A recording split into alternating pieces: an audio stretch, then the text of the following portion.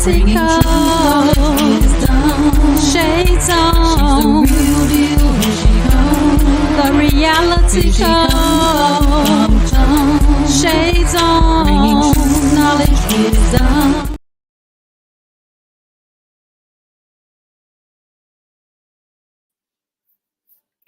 Well, hello. Oh my goodness. Y'all, this show here. Oh my lordy. Let me just tell you. Let me scoot up something so I can get in real good. This show is going to be a doozy. We see all over the internet where everybody's talking about the Will and Jada situation. Now, my thing is, women have a propensity to get away with a whole lot of stuff because most of the time it's our ideals that come up with the concepts. Therefore, if we come up with the concept, we can control the narrative. And in today's society, we are controlling a lot of narratives, and I just don't think it's fair. And I am guilty of doing the same things in my previous life before I learned better. And it's not an easy thing to come to grips with. It's not easy to live in your reality when it comes to certain things. And here's what I will say.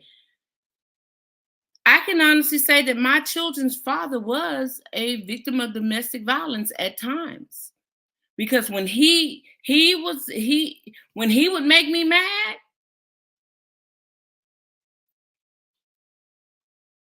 I'd haul off and go to hit him like it was nothing. Do you hear me?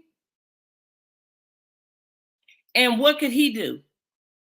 He would grab me. Of course, he would grab me and try to calm me down. But when you get a woman that's upset with you, ain't no calming her down. None whatsoever. When she's mad, she's mad. And I'm sure there's some men that can attest to that have experienced a woman being mad and ain't nothing he can do other than try to grab her and hold on to her to keep her from beating him down. But if the police are called, and because my arms were a little red from where I was just flinging and going wild on him, I can easily turn it around and say he hit me. But the whole time I was hitting him. It was me who passed the first lick. Hit, slap, whatever you want to call it, shove, push, whatever. It was me who done that first. And when the police get there, I can act clueless and act like the victim. And guess what? The police are not going to challenge me because it's a man standing there. And more than likely, he's not going to want me to get in trouble. So he'll just sit there and be quiet. Well, y'all, now that I'm older and more mature, I can honestly say that was not fair for me to do that at all. But when I was younger, I didn't care what happened to him. All I know is I wanted my way at all costs. And I was going to do whatever it took to make sure that it was my way. Now, if you didn't see today's flyer, I'm going to see if I can hold it up.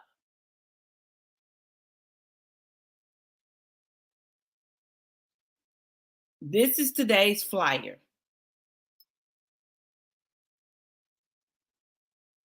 And it reads, domestic violence.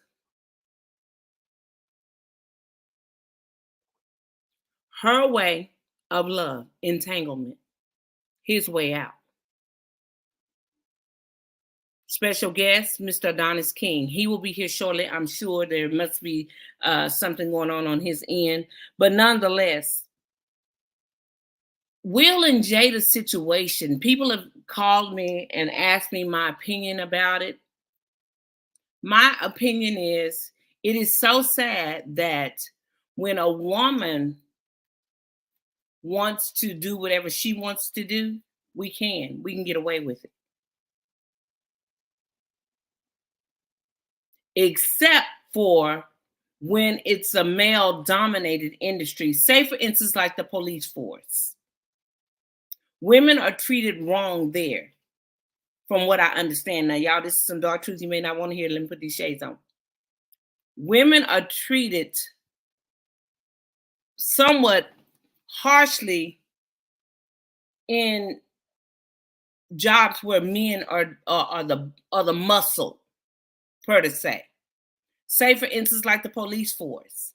I am certain that there are women who get their fair share amount of mistreatment being in a male-dominated industry that requires a lot of muscle most of the time.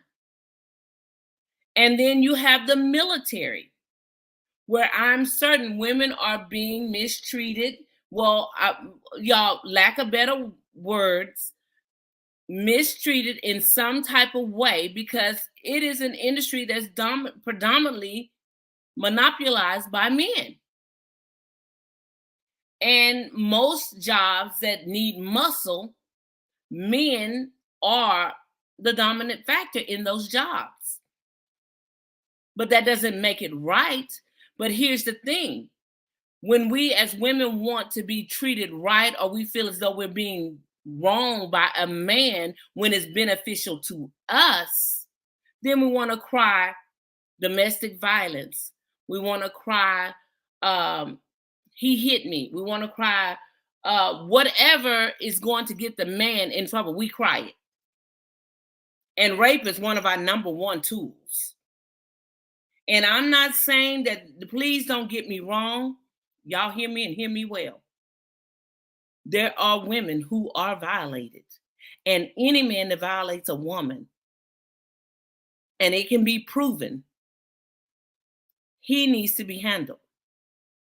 But on the flip side of that, here's the dark truth that you may not want to see, but you getting ready to hear it. On the flip side of that, if a woman dominates a man, she needs to have the same fate done to her as the man. This stuff that Jada has been doing, from what I understand, it doesn't look like Will is really giving her a challenging opinion or rebuttal, for lack of better terms. He's not saying anything. She's looking like the villain, but being treated like the victim.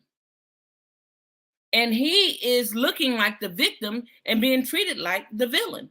Meaning, if it was publicly known that Will went out and had an affair with a child, and I say child because anyone that is your child's age is a child.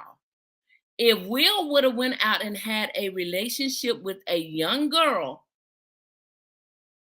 the same age as his daughter, it wouldn't have been no entanglement. The word wouldn't have been able to be entanglement, and it wouldn't have been excused. Jada got away with saying entanglement, and it was excused. Well, I'm going to tell you right now, I am the mother of two boys. Well, one now. But let me tell you, if an older woman came to me and said she got entangled with my teenage son, well, my young adult male son, and she's my age, oh no, sugar, that ain't no entanglement. That's called you want to box me. Because you gonna blow my little young son's mind. He ain't used to having no experienced woman, at least not to my knowledge. And then when he goes trailing in behind you and wants to follow you everywhere you go, you have the nerve to want to treat him like he's a piece of paper. Well, you didn't think he was a piece of paper when you was laying him down to use him like a sheet of paper. So no, I'm very upset. And any mother that is the mother of males, y'all should be upset too. Just like the woman that had the relationship with the 13-year-old young boy. From what I understand, they still together. She was a grown woman having a relationship with a 13-year-old boy. It's like, no big deal. It's okay. A woman did it. But that's still a child. If that was the other way around and a man did it, he'd have been under the jail. And when a young boy is seduced by a woman, it's called seduction. Why can't it be called rape too? We got too many double standards across the board here. This is not good. This is not good at all. And it needs to be stopped. So my opinion is Jada is out of control. She's wrong. And I'm not saying that all marriages don't go through things, but when you air that kind of privacy out in the public's eye, none of us had to know. None of us had to know what was going on inside that household. If we didn't know for 8 years, 6 years, or whatever, however many years that they were already divorced, why do we have to know the details of what was going on in the marriage? Jada, are you not thinking about your children? What this is doing to your kids? I don't understand how you cannot be taking into consideration your children. I don't care how hurt I am. I don't care what's going on in my life. I am going to make sure I protect my children. I really am. So Jada, I don't understand what's going on with you. Hello? This is my guest, y'all. Hold on. I don't understand. He's trying to connect Mr. Adonis King.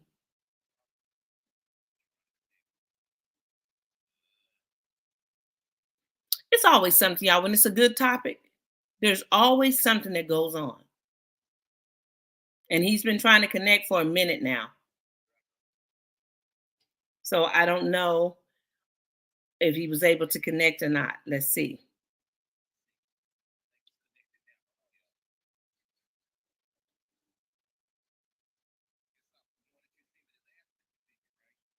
I'm sorry.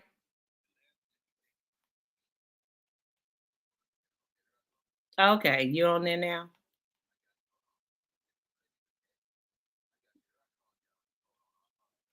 No worries. It's okay. Yeah, we good. That's all right. There you are. You got to unmute your mic. Hear me? There you go. There you go.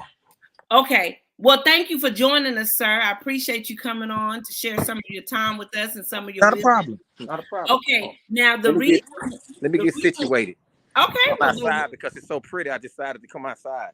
well, that's a nice thing to do. It's a beautiful thing to do. Can y'all, is that too much light? No, we like light. We don't like darkness. Yeah, you sound like me. Yeah, I come outside. It's so pretty outside. I decided to do it outside. I want to go to a lake. Oh, that would have been nice. Yeah, I know, but you know them lakes sometimes. You know them ducks. You know they got them. You know they got them violent ducks. I'm gonna sit here so I can sit, be comfortable.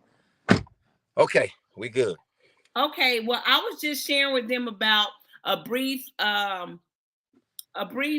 People have asked me my opinion about the Jada and Will thing, and I know that you are so over it.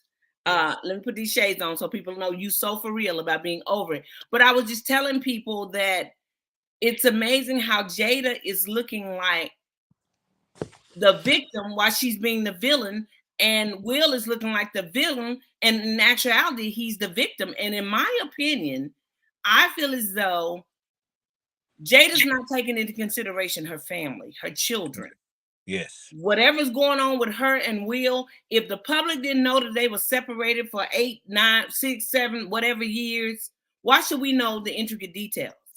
Why did we have to know that she got into, as she says, an entanglement with someone that's her child's age? If the roles were reversed, Mr. King, don't you think that the public would have been outraged if that were Will having a relationship? They would have crucified him. They would have hung him to the cross. And it's almost like they would have crucified him, they would have nailed him to the cross, and they would have felt justified in what they're doing. And I think that there is a very big double standard when it comes to male and female roles and when they're doing things that's uncommonly, especially when it comes to domestic violence. I think that's a lot of times women that are, I call domestic violence advocates, people that know how, if I know that you're going to go to jail regardless if I hit you or not. And when you empower people, women with that, or just say anyone with that knowledge, they know how far to go with it and they know their rights because they'll cry. I mean, if you were familiar with the movie between Thin Line Between Love and Hate, with Martin, and the girl had hit herself with the door, and he didn't even do it, and she just said it, and they arrested him for that. So we got to be mindful of who we're dealing with. But I tell people all the time, you got to watch your connection with people, and you got to know people nowadays. Well, let me say this. What I said before you came on is I was one, let me put these shades on because there's some truth, that there's dark truth, but I don't want to tell it, but I'm going to go ahead and tell it. I was one, my children's father, when he would make me mad, oh, I was going in on him. I was hitting, swinging, and everything. And all he could do was hold my arms to try to keep me from beating him down. Mm-hmm. But if the police would have been called, all I had to do was show my arms. And they don't care about the hits that are on him. Mm-hmm. All they care about is the fact that I said that he hit me. So I'm saying to women and to society, we've got to find a way to stop this. Domestic violence works both ways. And I believe you and I have talked earlier this week because I wanted to ask you a few questions. Now, from what I understand, you've been in a domestic violence relationship. Or you've known women who expect it to be, Jada said entanglement, but some women like hits, hugs, and what is it? Hurt, hits, and hugs. Some women like it in that order. Can you tell me what you we talked about this earlier through the week. Can you tell me what your experience with that was? I've been with at least 2 women that felt if you didn't hit them when they was out of line or slap them when they was out of line, that you didn't really love them, that was a weakness. They felt that if I'm wrong, you supposed to discipline me. You supposed to let me know and put me in line. And I thought that was kind of odd because I'm like, no, I believe that the only time you should put, well, that's something different. Well, I'm gonna go there, I'm gonna say something comical, but I believe that I've been in situations where a woman just felt, but I didn't know it at the time. Mm-hmm. And the crazy part about it is this was instilled in her from somewhere, that if you did not hit her or commit some form of violence when they're out of line or when they're speaking in general, that you must then love me. You don't love me because you don't even put me in place. And I think that they're sad that they've adopted some kind of doctrine to believe that putting their hands on someone actually equals someone loving you. I think that's emotional confusion to me. Okay, do you think that did she say where that came from? Did they grow up in the guys that she's been with had always done that, so people that connect, normally you have a connection with what you are. Sometimes what you're looking for is what's going to come your way. And I wasn't on that level like that. She would do stuff, slap, but she would try to provoke, like poke me in my eye. I remember she poked me in my eye.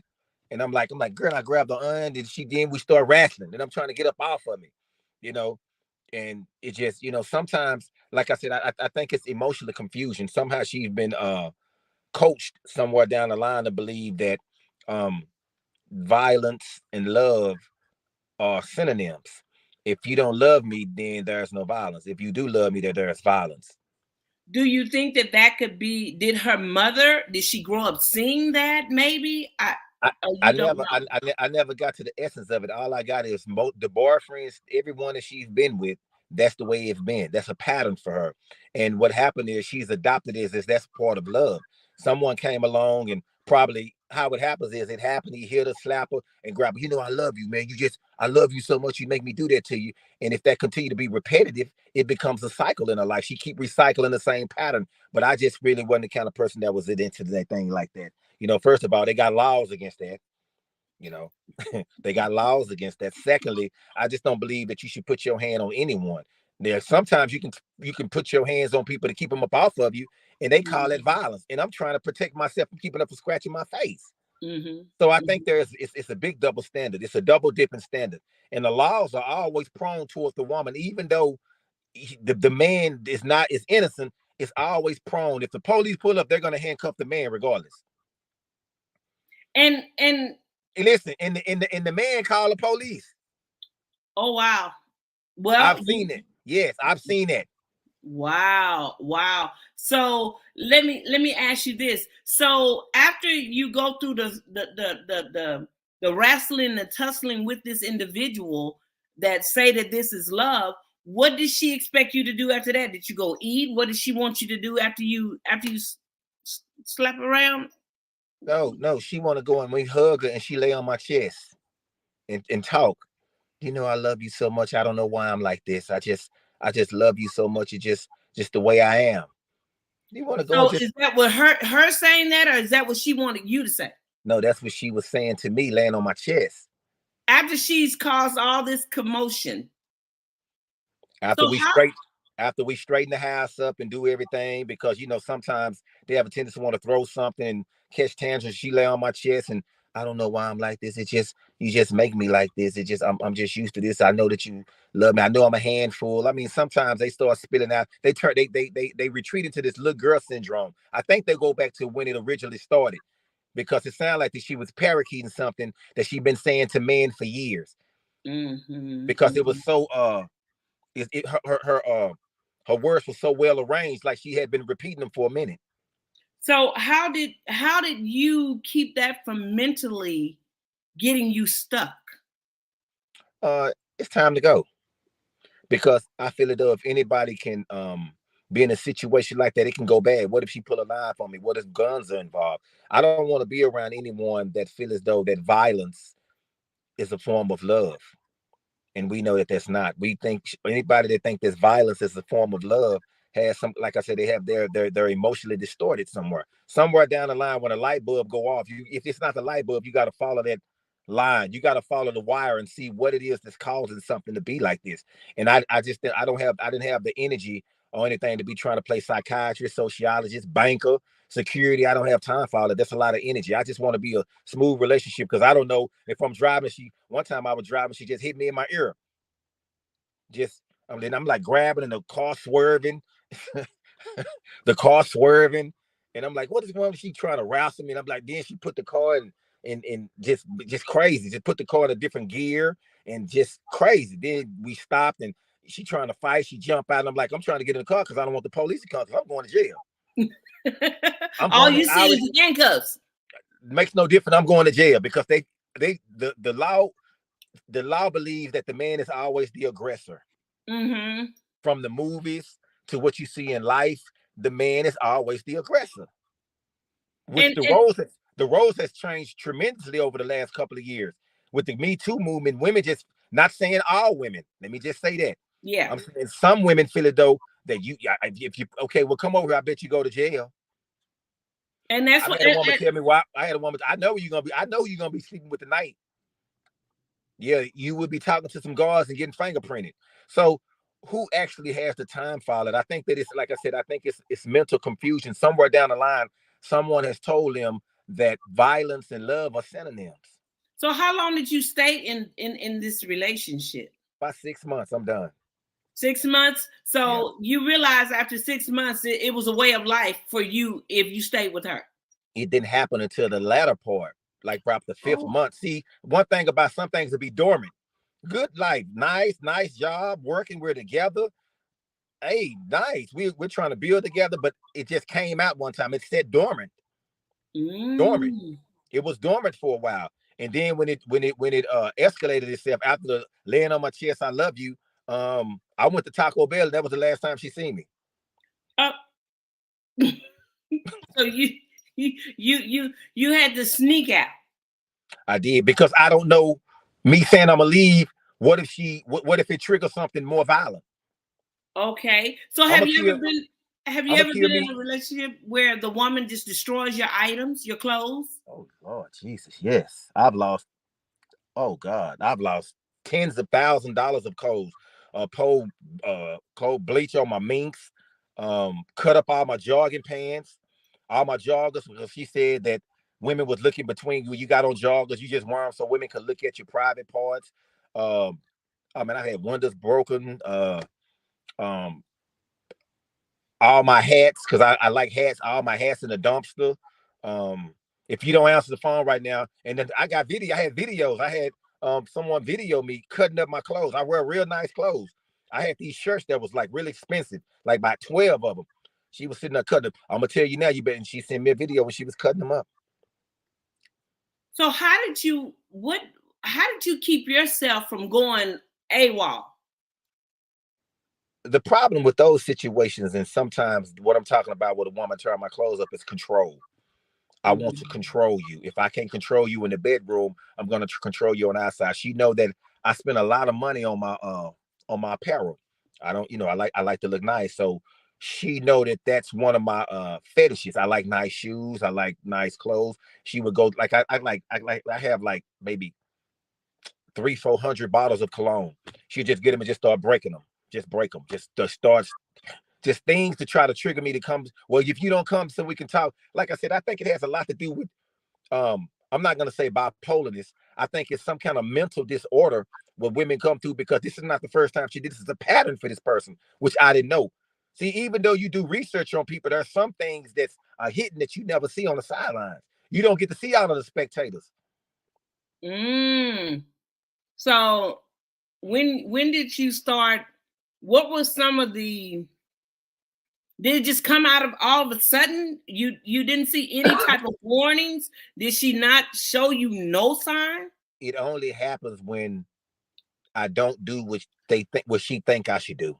It's control, manipulation, domination. I need you to do this. And I wouldn't. I'm like, no. She said, where are you at right now? Well, I'm out here. Can you come and get me something to eat? Well, when I finish getting the car fixed, no, stop now. Don't worry about the oil change. Bring me something to eat now. I'm hungry. So you're just gonna let me starve. So we go into this dialogue about, but I'm getting the car, I'm getting the oil change. I don't care about no oil. So the oil is more. See, it just go into this guy like the oil is more important than my food. I'm like, no, but it's only gonna be like a 10 minute. Well, I want it now. Stop it. So she knew how far you were from the house and the restaurant, so she could say it would be 10 minutes. I think it has a lot to do with insecurity, control, and what she's been doing with most of the guys that they've been with. You know, Mm. it has a lot to do with this is something that's repetitive. This is something that they keep recycling. This is part of their lifestyle that I didn't know. And when it happens, and this is someone that I was married to. So I married, this was my wife. So this is a totally different thing. It ain't like, this ain't like this. I can just, hey, I'm finna leave. I'm finna leave. It's over with. This is a connection. This is something that's connected to the law. So Mm. this is different than just being somebody. See, after the 6 months affair was just someone that I was just dating. But when you're connected, when you come from connection to covenant thing, it's totally different. You can't just up and leave because I got a home, we got a home attached, we got vehicles, we got bank accounts, we got this and that. But this started coming out after the insecurity issue started coming. So how did were the police ever called? Called one time, once, and this was like, oh my God, this was like 2007. That was like maybe almost 20 years ago when I had first met her. She done that. And she wouldn't let me leave. She said she wasn't ready for me to go. And she wouldn't let me leave. And I was in a different part of town called Mesquite. And the police in Mesquite are very I'm gonna be there in a couple of seconds. So I live in Mesquite, so I know exactly what you're talking about. so I had my keys And I'm like, let me go. And so she like, no, she wouldn't let me get in my car. So someone, of course, Mesquite, we don't want anything to happen. It can be a violence. Someone called the police. The police pulled up and asked me what was going on. And she said nothing. And they took me to jail. Because she wouldn't, I'm trying to, it wasn't no explaining. Turn around. And she came and bonded me out. They gave me a ticket, but they took me to jail because that's Mesquite. Well, now I can't say nothing about it. Well, you know, what you right about Mesquite. Don't come So, anytime you are doing anything wrong. If you come up 30 between 635 and 30 going west towards Mesquite or towards Dallas, if Mesquite PD is involved, believe reduce me, your speed, put both hands on the steering wheel, make sure you got your seatbelt on, and look straight ahead. And if you're running, you're going to get stopped. Oh, they're gonna get you. That's Mesquite. But nonetheless, we ain't trying to give Mesquite all them now. Now let's back to this domestic violence thing. So that was your wife. So how in the world did you get? You said, is this the one you went to Taco Bell and never saw you again? No, that was the one that was my wife. Remember, that was a 6-month fling. Okay. Now my wife, I had to get away from that because this became a pattern. This became a pattern over the years. Whenever she can't have her way, this became a pattern. Eventually, man, you know, you try to work with your marriage. We went to counseling. She felt that the counselor was on my side because everything she was saying was just negative. We tried counseling. We tried Christian counseling with a pastor. That didn't work because she turned the pastors against me. She started telling them that I abused her and this her. So when we go to counseling, the pastor was looking at me like I was abusing her, and I wasn't. We tried regular counseling through the job. That didn't work. So the only thing worked was separation. I had to get away from that because it became too strenuous, where weapons was involved on her end. Weapons. Weapons, pistols. She carrying guns, pulling guns on me. After the separation, she still was stalking me. Still showing up at churches with guns, talking about she's gonna kill her, she's gonna kill me, then kill herself. Comedy events that I was doing comedy, saying, well, I'm his wife, and y'all know he be putting his hands on me, and just all this old craziness. And I didn't understand how she had all that in me, even though she was just a lot. I think it had a lot to do with me not being with her anymore. She felt as though that there was another prospect, even though we were separated. So okay. We went way somewhere else, didn't we? It shifted. I'm trying to figure out how in the world did you deal with that? No signs at all. This is something that came later down the line. Maybe it was something mentally that happened, things that happened, but I think that this person was just like that. This person is just like that. And so you never thought about calling the police on her? Baby, I'm finna go. Okay. Yeah, I did. Can you give me like 10 minutes? Yeah. Now, what was you saying? I apologize. No worries. So you called the police on her, and what happened? Nothing. What do you mean nothing? They said we're married, we're connected. Wait a minute. But didn't she call the police on you and you went to jail? That was that was the first time when I met her before we was married. So that discouraged you, didn't it? As a man. It did a lot to me. It showed me that if the law was one-sided. I mean, I called on a couple occasions. They never took her to jail. They just gave her tickets for a pistol. Who gets a ticket for a pistol? And she would threaten you with the pistol? And you let them know that you were being threatened with a weapon? And they did nothing? Nothing. So now... On several occasions. Several occasions. So you're not... So it's not surprising that there are a lot of angry Black angry men walking around, not just black men. This happens in every relationship when it comes to domestic violence, I'm sure. But more so, as a black man, do you find a lot of black men that have this same type of situation occurring? It's very popular now. I mean, the thing with women calling, having men locked up, having people locked up. I just don't think that in this day and time with so much violence toward African American men that you should call the police on anyone if there's not nothing that's immediate danger. If it's something where you can just let them leave and walk away, I think that's different. But as far as because the way that we're seeing in the news and the guy saying that the man chewing gum looked like a weapon. The brother chewing gum, and they said that the experiment gum in his mouth looked like a weapon. They kill him, and they don't do anything to the police. That's really where we at. So so people have a tendency to think domestic violence is only physical. Seems like you went through some mental and emotional domestic violence as well. How did you sleep at night?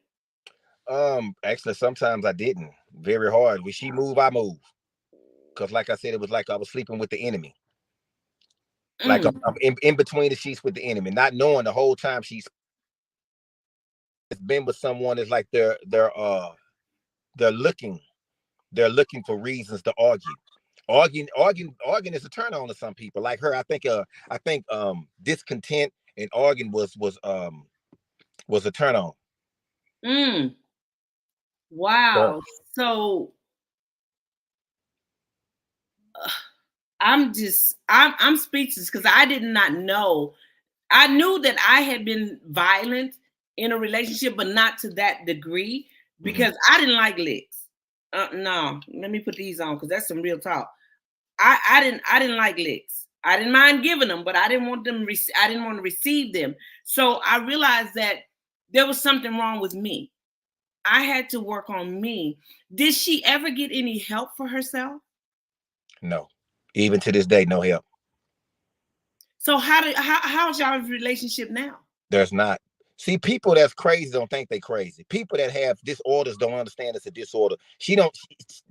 They think she think it's me. It's not me, it's him.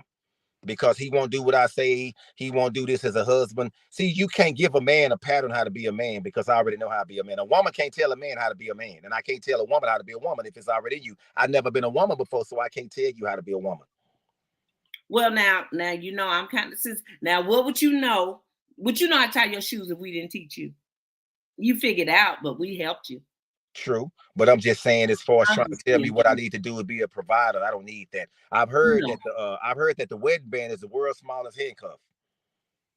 Well, that's a good. Now that's the first time I've heard that. That is a small handcuff, but it depends. Marriage doesn't have to be that way. If you're married to the right person. And I guess there's no way of knowing that until you're in it and on a daily basis. Well, you can pray, but sometimes your body won't let you pray long enough because there are certain things that you want, that you need, companionship. Loneliness can become a spirit. And then you come to a point where you're just tired of being alone. Then you'll settle for anything that run by you that's kind of suit what you want, suit your mental and physical and emotional appetite. You'll probably run with it. So we need to learn to go off of facts, not feelings. Those are facts right there. And you facts, not feelings, because they leave and you need to have enough information before you start messing with certain species. Ain't that the truth? Okay, so with the physical. Okay, now let's talk about financial domestic violence. People don't believe that that's all.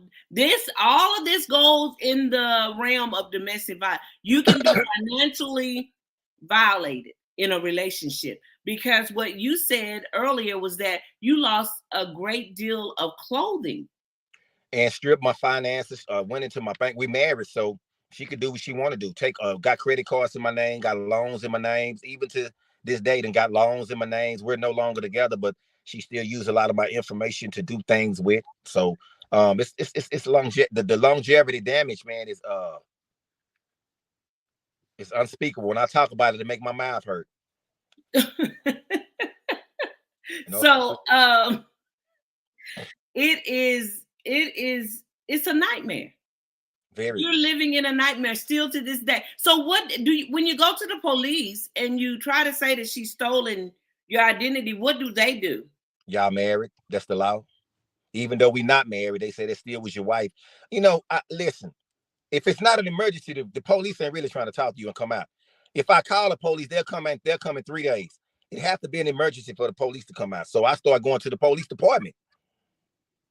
And they just give me a ticket. They just give me a little ticket with a number on it. Okay, that's the ticket. That's the ticket. It's called what's that called? A case number? That's the case number. And then it becomes a misdemeanor. A gun case, a misdemeanor. Now, if the role was reversed, I'd be talking to you from a phone, talking about dial 9. Press 9. So society, and see, I'm so into this because unfortunately, I'm in so many of these different systems. I've got a sister that's suffering from dementia, which is a healthcare system. I've got a son in the judicial system. I'm not in the domestic violence system, but to find out what you're saying to me, I deal with women who continually go back to these situations. And now I'm seeing men stay in these situations. I know someone other than you whose woman is just totally ridiculous. I'm looking at Jada. Look at how long Will kept, I never even heard Will Smith speak out about the entanglement situation.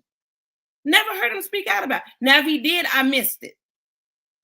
But men seem to stay in these relationships quietly because society doesn't take well to a man saying that he's suffering some type of domestic violence. They don't believe men go through that. They don't believe that's millions of men right there that's getting handled and getting abused by women, and they're just staying in it because either I love them, or you don't know the situation, or even with a woman with domestic violence, you don't know the situation. Maybe she don't have a job. Maybe he's paying most of the bills. Maybe the car's in his name. You don't really know the whole situation. That's why I said you got to look at the whole blueprint of domestic violence, because like I said, domestic violence can spill over to each relationship. Because when I was with this person and other women that I've been with, it's like I'm laying down with 8 different dudes with her every night. I got to deal with 8 different men. I got to go to sleep with her and 8 personalities of men in the bed. So when me and her go to sleep, it's 9 people in the bed. Okay, but see, here's the thing. What you just said about maybe the woman stays because the man is paying all the bills. Maybe she can't find a job, or maybe this or that. But here's the thing that I find hard for me to understand, because women can go and get assistance. They can go get government assistance. They can go and get a place to stay. They can go to a shelter Listen, I got you. It's a process. I've had someone to do what you say do, and somebody tried to rape her down there. Okay, but what I'm saying is, I understand it's a process, and I'm not taking anything, and I'm not making light of the situation, by no means excusing anything. What I'm saying is the disparity between a male in the domestic violence situation and a female. There are no shelters for a man in it. Now, there's plenty of rehab drug centers for a man. And in that case, something that's now that you say that, don't you know that I went through a program, actually, a domestic, listen, this is finna mess you up. I went through a domestic violence program, and they sent me to a place through actually the Dallas police sent me to a place to go fill out. I went to this domestic violence place and filled out the information. They asked me everything that happened, right?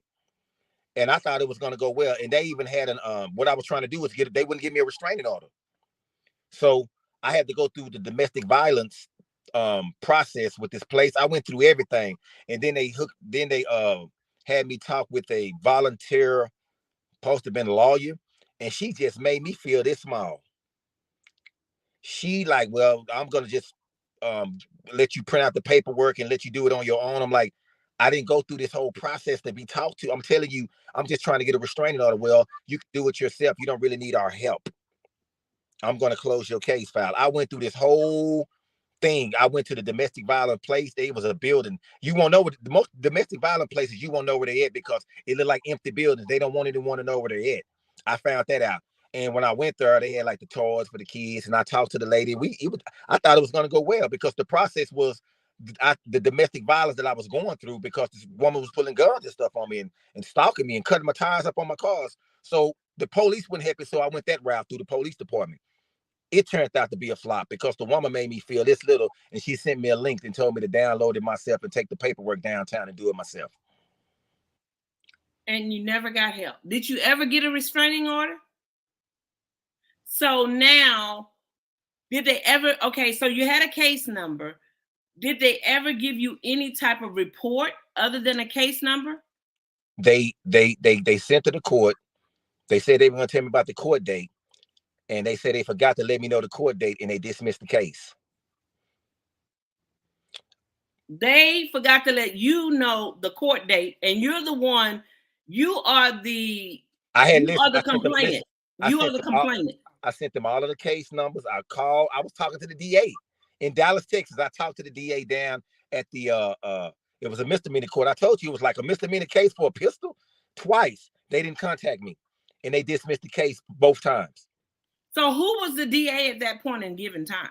It was some kind of misdemeanor DA. And we talked. I mean, she got a number. I uploaded all of the information, all of the evidence that was needed. Do you not know that I called them? They say, well, we sent it out and we sent the email. I'm like, I don't have an email, nor do I have a letter in the mail. But they couldn't give you a phone call. She was talking to me on the phone at first. Oh. So the she had a phone? Just so happened I called.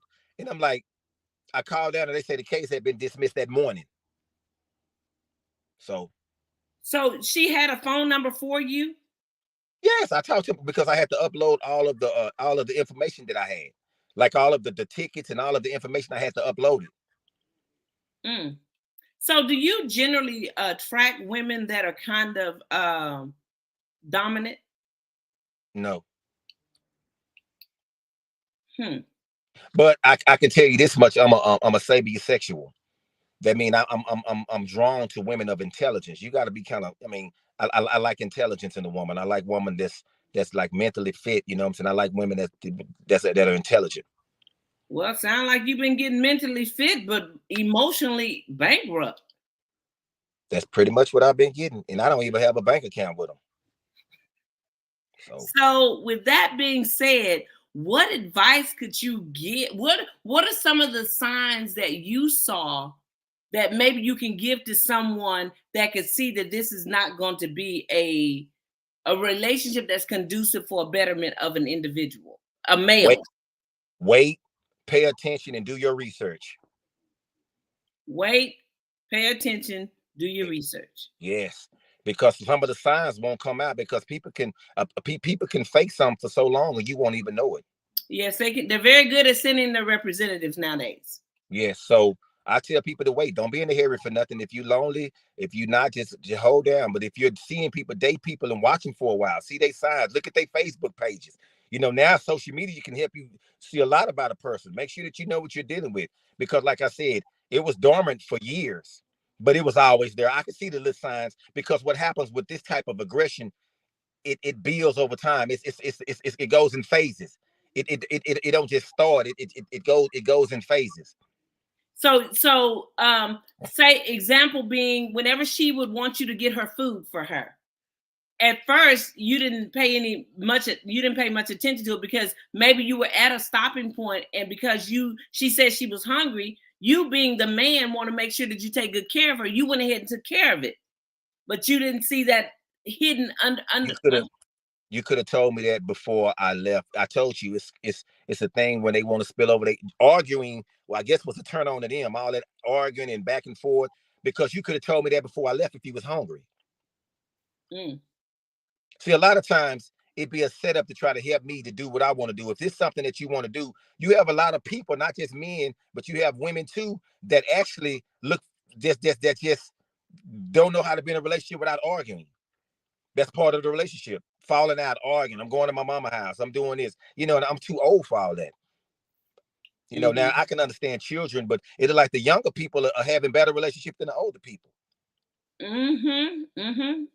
Okay, so let me just say this because someone just sent me a text. They asked me, so what would you say to Will Smith dealing with the situation with Jada? I think Will Smith was really green when he met Jada because Jada was way ahead of him. She was way on top. Remember, he's a military. Remember, he's his family. Remember, he was a millionaire at 18. So he never been in the streets. Jada Pickett was friends with Tupac. She's a street person. So what she did is, I think that she me personally, I just think Will Smith is a high-tech trick. I met him. She met somebody green. She put him up on sexual orientation games. She taught him things that he didn't know. She kind of spoon-fed him on vanities, on the wild things of life that he didn't have. Because remember, he was a military kid, real disciplined. So when you run into somebody that's just all over the place, you can pretty much control them and give suggestions because, hey, I never thought of that before. Okay, well, let's just go down here and do. I never thought of that before. So I think that she ran into somebody that was green, that was vulnerable, and she played on his emotions because she had more street sense combined with education that kind of pulled him in. So what would you say to Will Smith from one black man? Well, let me just say from one black man dealing with a strong black educated woman who's got both street sense and book sense. What would you say to him?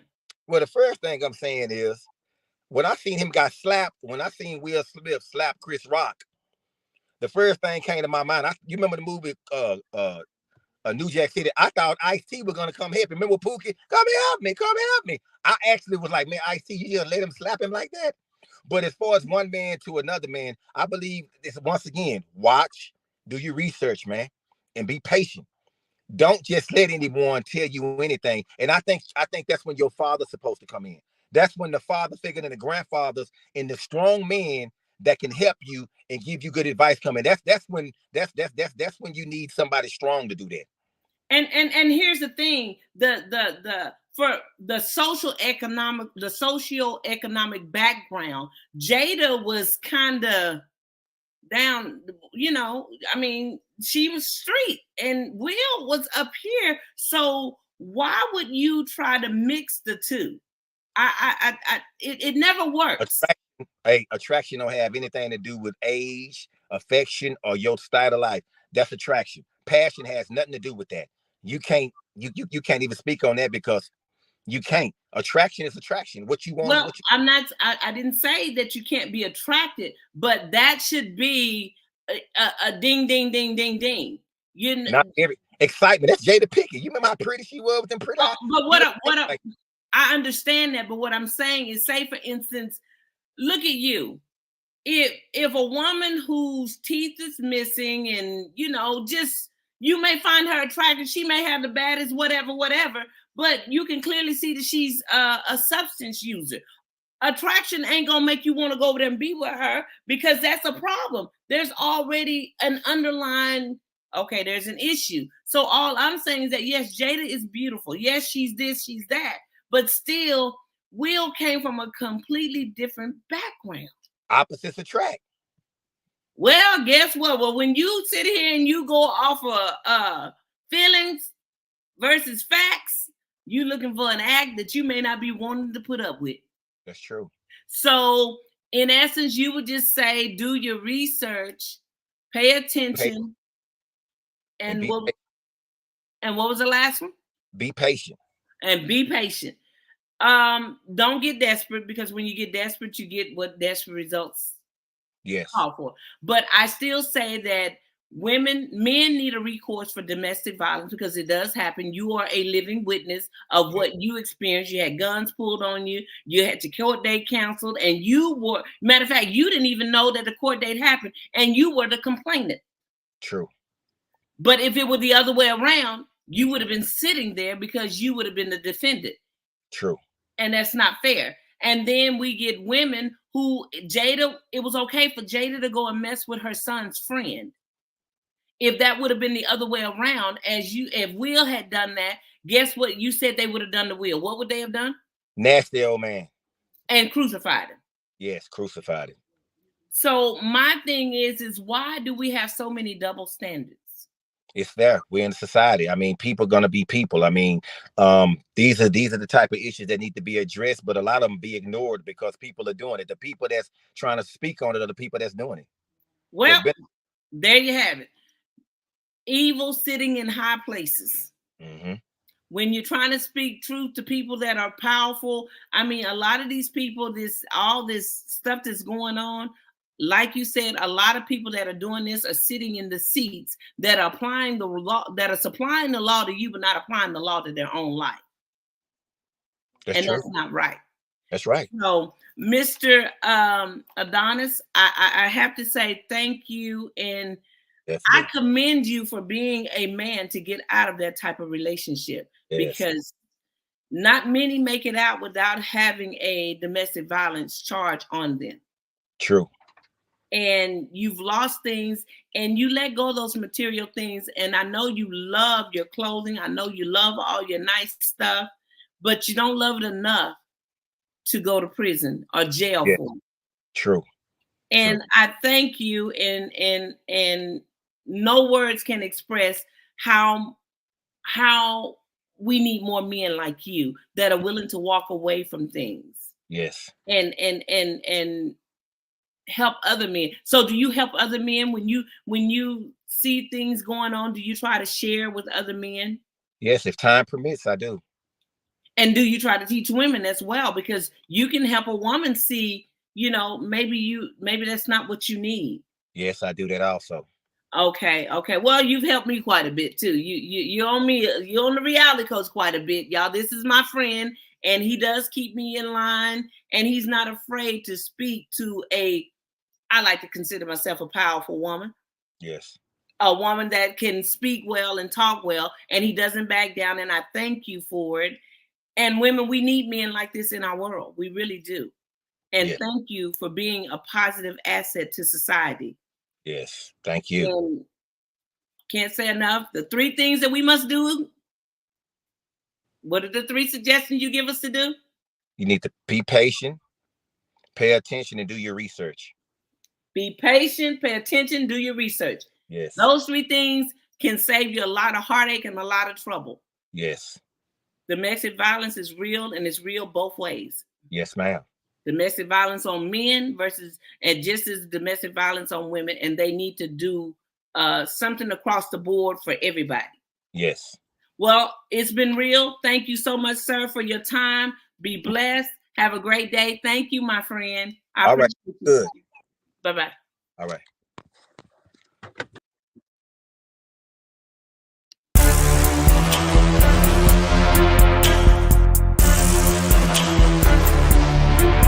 There she go, the reality leaving truth, knowledge, wisdom, shades on. There she go, the reality leaving truth,